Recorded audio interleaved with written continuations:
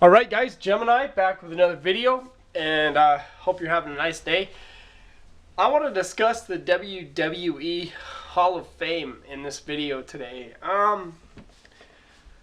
With Rikishi getting in, it kind of gave me inspiration to make this video. Rikishi really got me thinking about, does the WWE Hall of Fame even really mean anything? I don't know. This is a tough one because I know when the Macho Man, they decided to get him in the Hall of Fame, we were all like, yeah, Hall of Fame, yeah, Hall of Fame.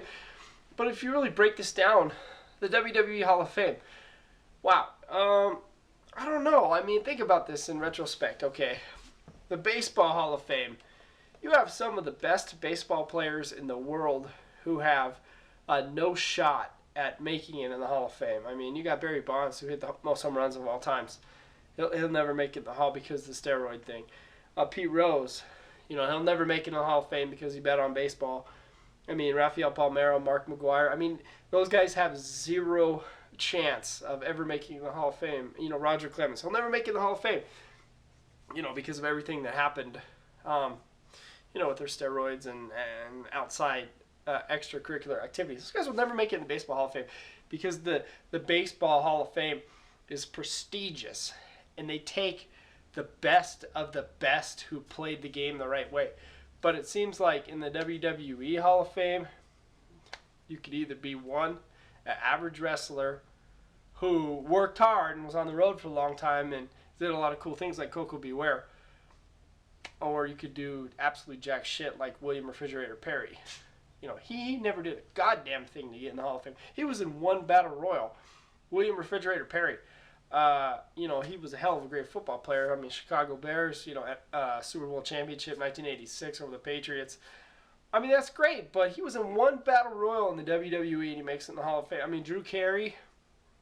I mean, come on. I mean, Drew Carey was on one pay-per-view in 2001 and he did a backstage vignette with Trish and McMahon, and he went in the Royal Rumble and did his thing with Kane. How the hell would a guy like Drew Carey ever be in the WWE Hall of Fame? And you could legitimately say, yeah, he earned it, man. He gave his life to wrestling.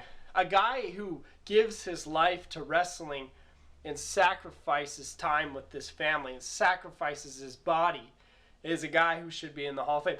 Ric Flair, Hulk Hogan, Rowdy Piper, people like that belong in the WWE Hall of Fame.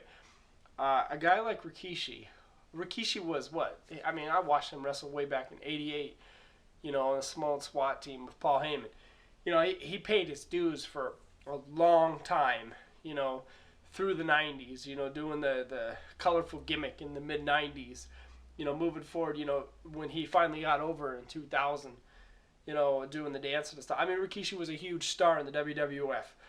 But Hall of Fame, I mean, come on. I mean, there's real wrestlers out there like Ravishing Rick Rude, Bam Bam Bigelow, just waiting for their chance to get in the Hall of Fame, and they're not there.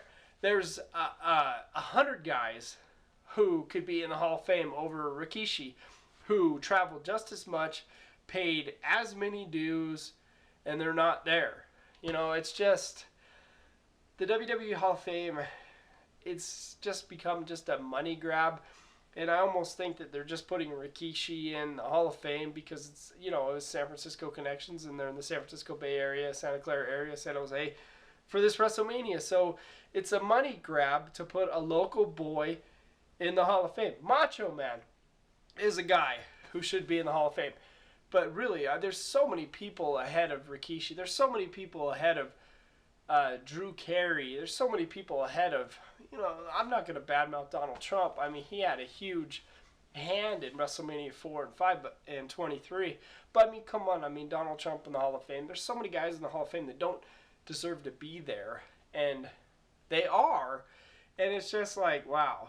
I mean, you just wonder about the WWE Hall of Fame, the integrity behind it, and if it's a true Hall of Fame.